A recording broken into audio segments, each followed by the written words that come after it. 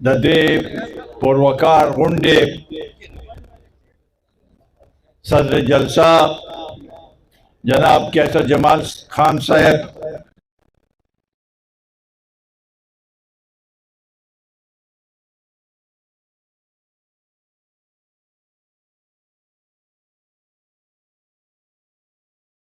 سیکرٹری جناب فاروق افضل صاحب، ڈاکٹر فاروق افضل صاحب، جناب فیاض خان ایڈوکیٹ، دا شبکہ دربار صدر اور دا پارٹی سینئر نائب ضلع سینئر نائب صدر جناب شکیل باچا صاحب، دا PK60 صدر دا قومی وطن پارٹی حاجی عدید صاحب، دا دے کلی اور دا دے علاقے درون مشر ناصر خان چا پدے کہ نن منگا دلتا رایو دیوشیویو او دا جیزو یونین کونسل اور دا شب قدر نور والا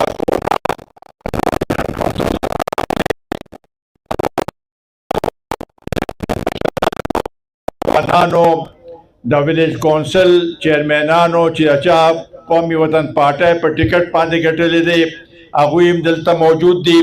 دستاسو اٹولو بے حد مشکور اور ممنون ہے کہ تاسو دامرا گن تعداد کے دامرا جوش و خروش سرا نن دلتا راغ لے آو پدے تقریب کے پدے اغے کے گنڈ کے تاسو ٹولو شرکتوں کو نن دا اللہ تعالیٰ فضل دے موسمم خدے نہ پتہ گا وجہ تاسو شاید آغا شانتے تکلیف نہ دے نو پدے دستاسو دیر مشکوری ما چی تاسو دامرا گن تعداد کے راغ لے او دا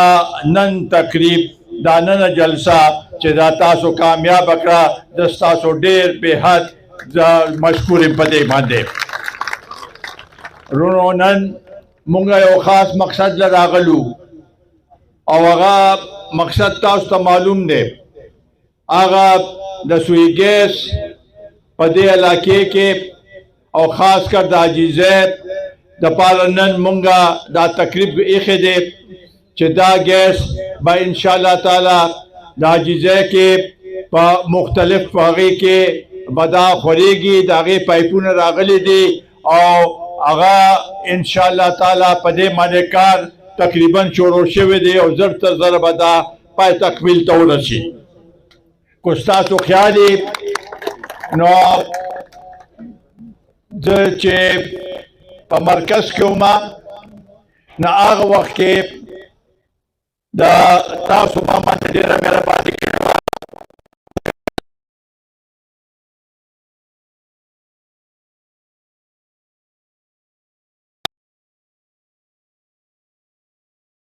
کولو مواغین پس ماتا آلتا ہے او منصب ملو شو او داغ منصب بنیادی مقصد زمگا داو چه دا دی علاقے او دا دی وطن او دا دی خور خدمتو کو نو آغا وقت کے دعاوا او شبقدر تحصیل چه دی دا دیر محروم ہوں دا ضرورت نزیات محروم ہوں الیکشن کے بچے منگا گردیدون دلتا دا گیس خنام و نشان نو بجلی نو بل نور سا آغا سہولتونا چے کم پکارو آغا کی اسم نو ندا زمان تاثرہ آغا وقت کے وعدہ کرے وا چے زبا انشاءاللہ تعالی کوشش خوما چے سامرہ زر ترزرہ کی دیشی چے دلتا گیس و نور سہولتونا تاستا منگا دا زمون پا وساطت سرا ستاسو دواگانو ستاسو خواہش ہو چی منگا ویچے دا تاسو تا رو رسی او انشاءاللہ تعالی پاگئی کہ منگا دیر حد پورا کامیاب شو. کچھ تاسو خیالی دیر تاسو کے مشران بناستی رومبنی پروگرام منگا پسر دریاب کے کرو او التا دا رومبنی ظلمانی پائپ چی دے اغا راغے او شبقدر تحصیل تا داغ زینا آغا پائپ راغے بیا دا دیکھو علاقے چی دی شبقدر عجیزے دا لائن چی دی دا داغی دا نشو کے دی داغی دا پارا بیا ناگومان کے دویم پائپ مونگا دا ناگومان نرادر نکا او په هغې باندې کار وشو دی نه کوتم فایده ورسېده په هغې نه چې راته سه دریاب نه پایپ راغی نو شولګرې ته هم د دې نه فایده ورسېده او هغه پی کې هغه وخت کې زما په خیال 17 وه هغې ته هم دا ګیس راتن نه شو هغې نه پس بیا هغې ته راغی بټګرام ته راغی او داسې نورو علاقو کې هغه خور شو دې ځای نه زمونږ بنیادي مقصد دا و چې یو لوی پایپ لاړ شي شبقدر پورې و هغې نه پس بیا داسې ورکوټې پایپونو سره دا ټول کلي هغه شي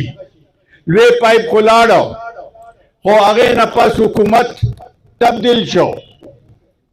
چې حکومت تبدیل شو نو هغه پایپ ناګمان کې خو ډېر غټ پایپ لګېدل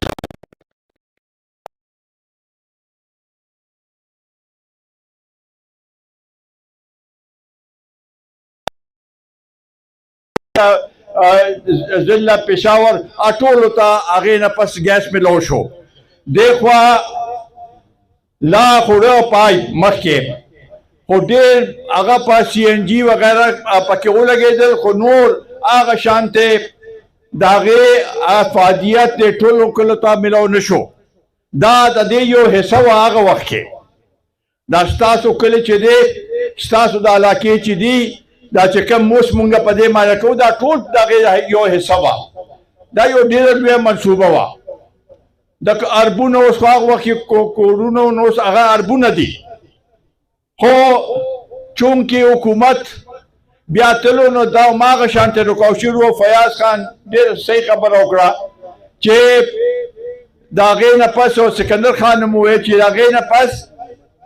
چې نور حکومتونه راغلل نو هغوی نه غوښته چې دا ګیس دی چې کوم زمونږ دلته روستی و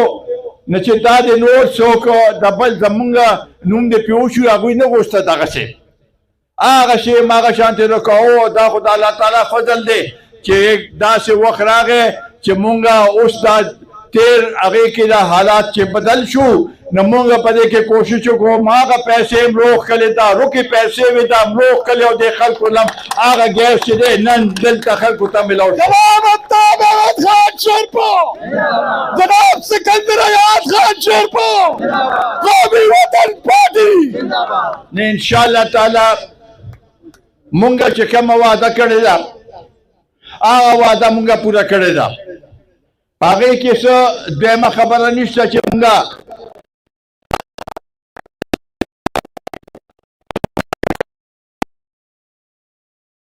دې نه پس چې کم حکومت راغلی دی که هغوی څه خولو ته یي د هغوی نو را دي شي دلته د مونږ سره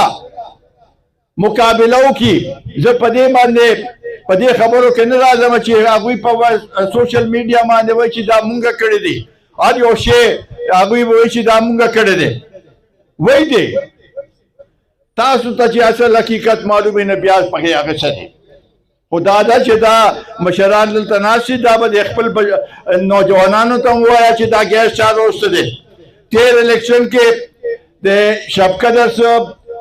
نوجوانان راغلو او هلته پېښور کې ما سره ملاقات وکړو نو ما ورته ویم چې شبقدر ته ګیس ما ته روسته دی هغوی ما ته ګوري وي چې ښه دا تاسو روسته دی نو ما ورته وایم چې بس اوس تاسو خپل هغه دی خو مونږ ته د دې مشرانو ته خو پته ده چې دا چا روسته دی دلته خو داسې حالاتو تاسو خو ماله په هغه وخت کې ووټ راکړی چې د بوټو صاحب په وخت کې دې ځای نه شیرباز خان مزاري ولاړو او زما ورسره مقابله وه دوه کې لازمی خبره ده چې هغه وخت کې د عوامي نیشنل پارټي یا نیشنل عوامي پارټي هغه وخت کې د هغوی ډېر زور و نو دلته مالا خلکو ووټ راکړی خو کېدی شي هغه شانتې زمونږ هغه نو خو دې سره تنګي تحصیل مو دا دې خوا د پېښور یو تحصیل مو هلته ما وګټل دلته خلکو ویل چې یاره دا څنګه چلو شو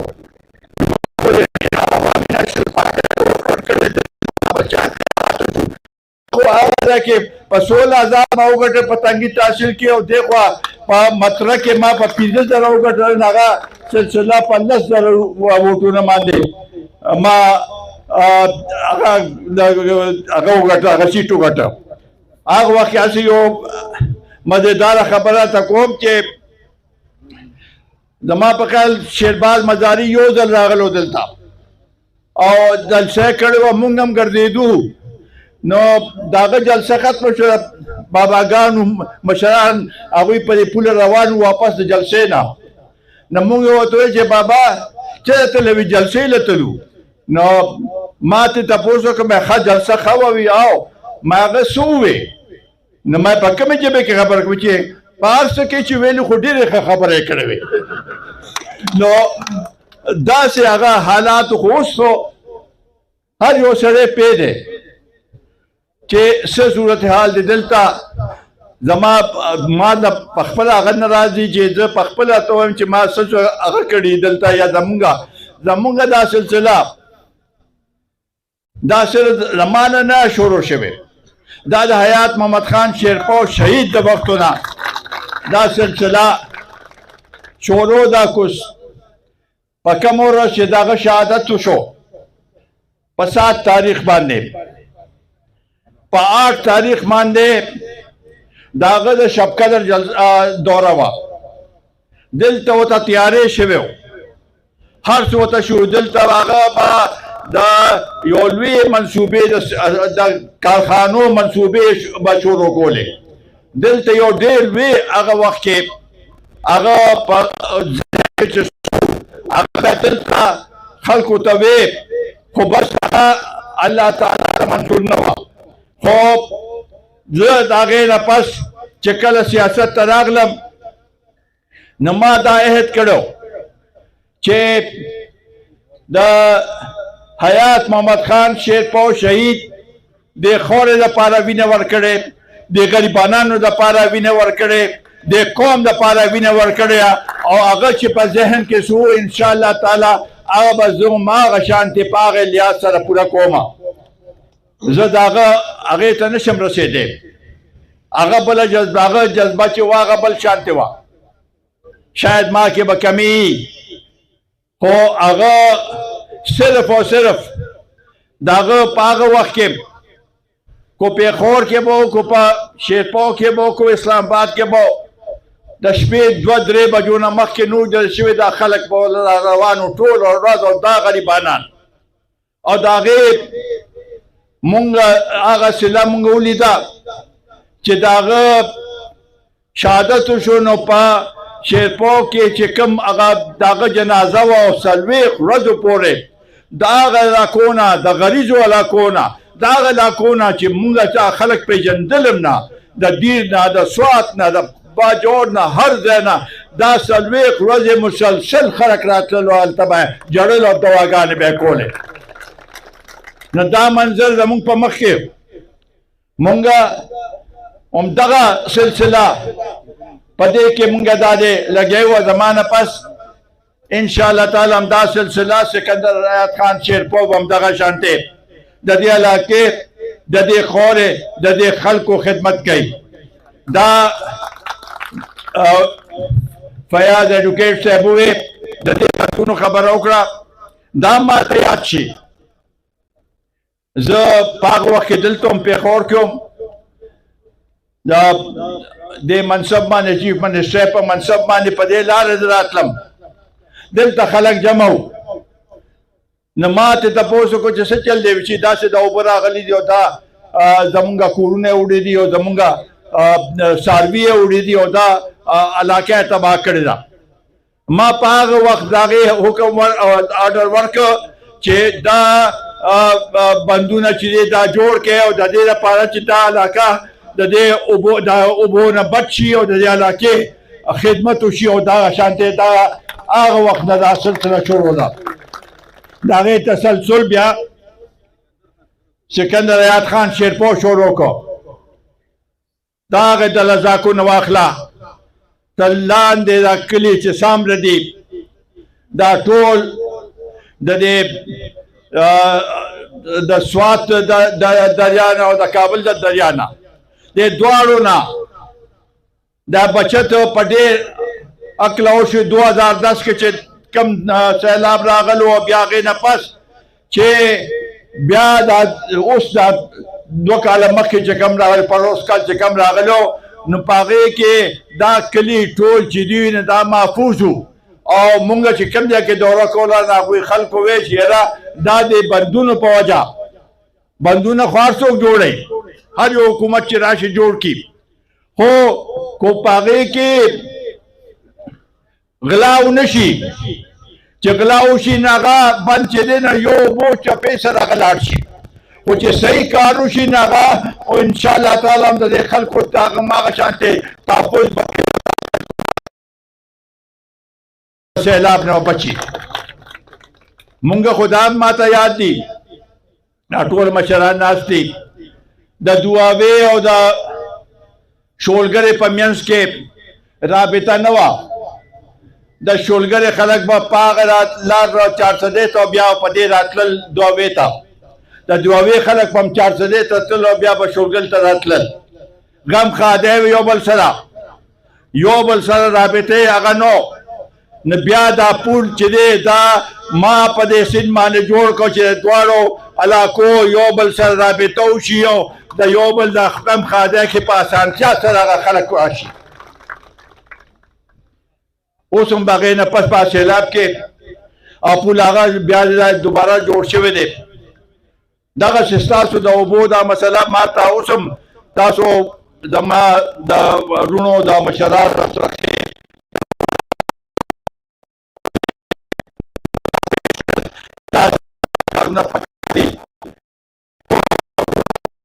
کو نه وایه ما ته د اړیوالا کې مسایل او مشکلات پته ده او انشاءالله تعالی دا زمونږ میشن دی دا زمونږ کار دی او انشاءالله تعالی الله تعالی به پکې فضل اچي او دا ټول هر څه به مونږ پوره کوو په هر صورت کې چې دا مونږ پوره کوو دغسې دا ګریډ سټیشن چې دی په شبقدر کې دا د هغې سنگ بنیاد حیات محمد خان شیرپو ایښو د هغې نه پس په هغې کې بل ټرانسفارمر او د هغې نه نور فیډرې دا زما په وخت کې شوي چې زه د اوبو د بجلی وزیر هم په هغه وخت کې دغه هغه شوي د منډه ډیم باندې ممن ډیم باندې کار خو ټیک ته کار خو شروع شو خو دومره لویه منصوبه بندي داسې په اسانه نه کېږي د هغې دپاره مخکې منصوبه بندي کېږي او هغې ټول هر څه کېږي سایل ټیسټنګ وغیره ډېر هغه وخت کې چې زه د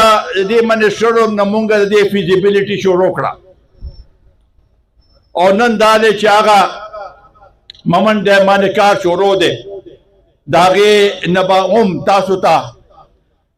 اوبه میلاویږي د اوبهخور دپاره او انشاءالله تعالی دا زمونږ هر چا په وخت کې چې دا مکمل شو مونږ پې خوشحاله یو د ګیس نه مونږ دا ګیس صرف د قومي وطن پارټۍ د ملګرو لپاره نه دی دا د ټول علاقې دپاره دی چې دې کې هر یو پارټۍ والې ټولو ته به میلاویږي نو وروڼو دا سلسله به موږ دغسې دا کېږي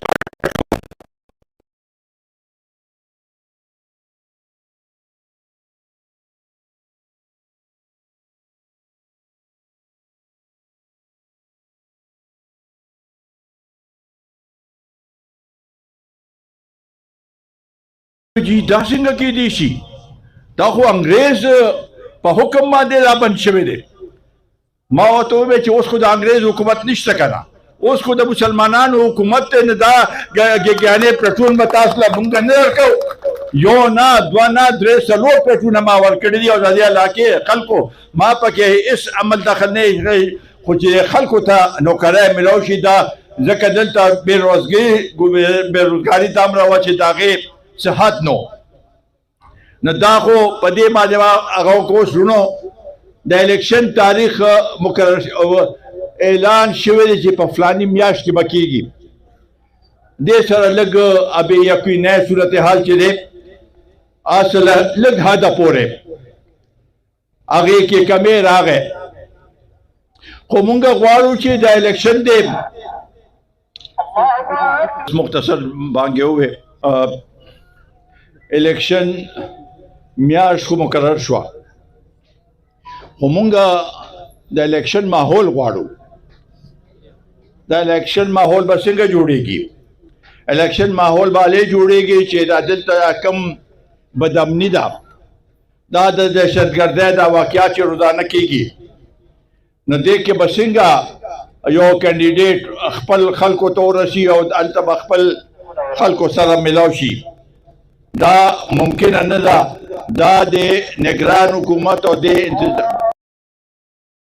هغوی به په کار دا دی چې دا ماحول ښه شي چې امن یې نو مونږ تللی شو تیر الیکشن کې هم داسې صورت مونږ ته هغه کوی زه ستاسو بیا بې حد مشکور یم ممنون یم چې الله تعالی تاسو له خیر درکړي انشاءالله ستاسو چې کومې مسلې دي دا تقریر چې کوم ما دی دا به زه بل څه وخت کې راته وکړم او ستاسو ډېره ډېره مهرباني ډېره شکریه